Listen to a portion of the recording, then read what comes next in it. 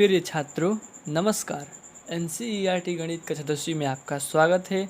तो आज हम प्रश्नावली 1.1 का क्वेश्चन नंबर 3 करेंगे। तो चलिए क्वेश्चन को पढ़ लेते हैं और फटाफट हल करते हैं। देखिए ये क्वेश्चन बहुत ही इजी है, केवल देखने में इतना बड़ा लग रहा है। चलिए पहले क्वेश्चन को पढ़ते हैं। किसी परेड में 616 सदस्यों वाली एक सेना की टुकड़ी को 32 सदस्यों वाली एक आर्मी बैंड के पीछे मार्च करना है।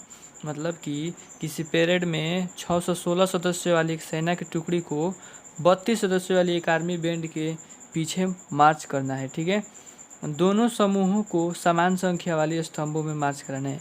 मतलब कि ये जो पहला समूह है और दूसरा समूह को, दोनों समूह जो है उसको समान रूप से समान संख्या वाले स्तंभों में मार्च कराना है। ठीक है, और उन स्तंभों की अधिकतम संख्या क्या होगी, उन स्तंभों की अधिकतम संख्या हमसे पूछ रहा है। तो सबसे पहले हम ये जो दो संख्या दिया है 616 और 32, इसको हम लोग बाहर निकालेंगे। ठीक है, तो चलिए यहाँ पे पहले हर लिख देते हैं। 616 और 32 है ना। और सबसे पहले देखेंगे इन दोनों संख्याओं में कौन सी संख्या बड़ी है। तो ये 616 बड़ी है, तो इसके तरफ हम लोग ग्रेटर देन यानी बड़ा का चिन्ह लगा देंगे। देखिए दोस्तों, ये कितने बच्चों की ये मालूम नहीं होता है कि ये चिन्ह, जो संख्या बड़ी रहती है उसके तरफ हम लोग इस तरह मुंह खोल देते हैं, और जो संख्या छोटी रहती है उसके तरफ इस तरह कर देते हैं। ठीक है, तो पहले ऐसी कोई भी सवाल आए तो हम लोग सबसे पहले इस दोनों संख्याओं को लिख लेंगे और देखेंगे उसमें से कौन सी संख्या बड़ी है, उसके तरफ हम लोग मुंह खोल देंगे। ठीक है, उसके बाद से छोटी संख्या से बड़ी संख्या में भाग देना है। ये सेम टू सेम 1.1 का 1 नंबर क्वेश्चन का है। ठीक है, उसी तरह हम लोग निकालेंगे। जैसे HCF हम लोग निकालना है ना, इसका भी HCF हम लोग को निकालना है यूक्लिड विभाजन प्रमेयिका से। ठीक है, तो हम लोग यहाँ रफ में कर लेते हैं भाग।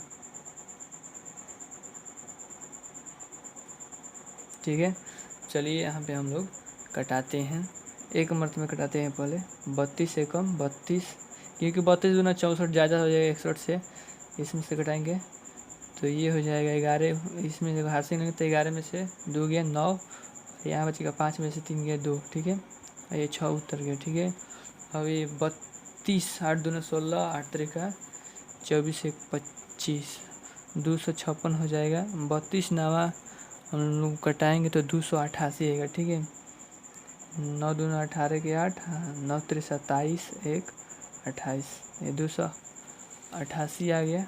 ठीक है, यहाँ पे हम लोग घटा देंगे तो ये 16 में से 8 गया तो 8 बचेगा, और यहाँ 0 और यहाँ 0। ठीक है, तो हम ये पहला चरण यहाँ लिख देते हैं यूक्लिड विभाजन प्रमेयिका से।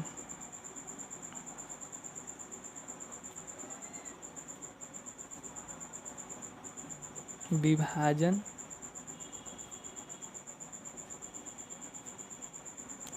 हम लोग जानते हैं क्या होता है, A = BQ + R। ठीक है, अब हम पहला चरण यहाँ लिखेंगे,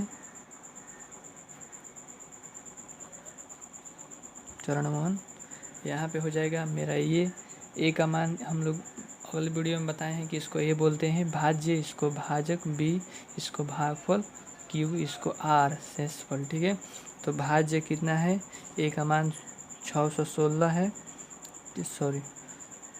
616 = B का मान 32 गुणे Q का मान 19 प्लस में R का मान 8 है। ठीक है, अब लोग आपको पता होगा कि यह प्रोसेस तब तक चलता है जब तक R का मान 0 ना आ जाए। तो यहाँ पे अभी 0 नहीं आया है, तो इसलिए लिखेंगे R ≠ 0। ठीक है, अब यहाँ पे R जो है वो बन जाएगा भाजक, और जो भाजक है वो बन जाएगा भाज्य। तो ठीक है, अब 8 में फिर से हम 8 से 32 में भाग देंगे तो ये 8 चौका 32 कट जाएगा 4 मतलब में, यहाँ R का मान 0 आ जाएगा। ठीक है, अब दूसरा चरण में हम लोग यहाँ लिखेंगे चरण 2। ठीक है, चरण 2 में लिखेंगे हम लोग A का मान फिर से अब ये हो जाएगा A का मान, ये हो जाएगा B का मान, ये हो जाएगा Q और ये हो जाएगा R।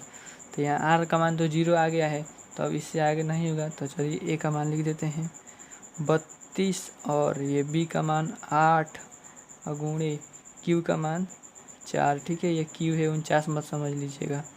अब प्लस में 0 आर कम 0, देखिए यहाँ प्रोसेस आर का मान 0 आ गया है, इसलिए लिखेंगे आर इज इक्वल टू 0। अब हम बताए हैं कि लास्ट में जो भाजक आता है वही HCF होता है। ठीक है, तो हम लोग लिख देंगे स्तंभों की, अतः कुल स्तंभों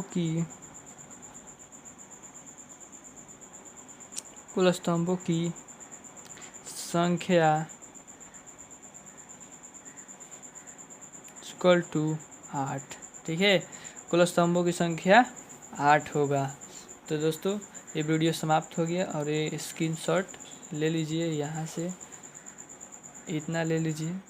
बहुत आसान है, केवल समझना है। अगर समझ में नहीं आया तो वीडियो को दोबारा देखिए, समझ में आ जाएगा। तो चलिए मिलते हैं अगले वीडियो में, तब तक के लिए धन्यवाद।